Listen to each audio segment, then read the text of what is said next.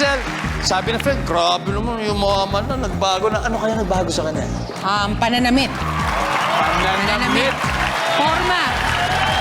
Biglang naging magarbo. Oo, level up yung forma niya. Level Mga up. earrings na ganyan. Grabe naman yan. Services.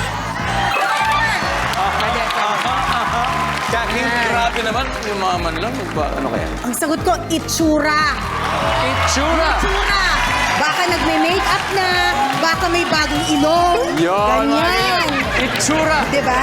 Services.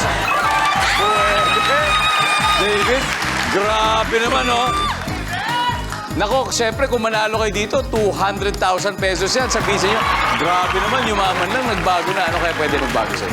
Hindi sa'yo, Yung sa mga ibang tao. Sa ibang tao, sa ibang tao. Ngipin. Ngipin. Ngipin, nandiyan mga ngipin.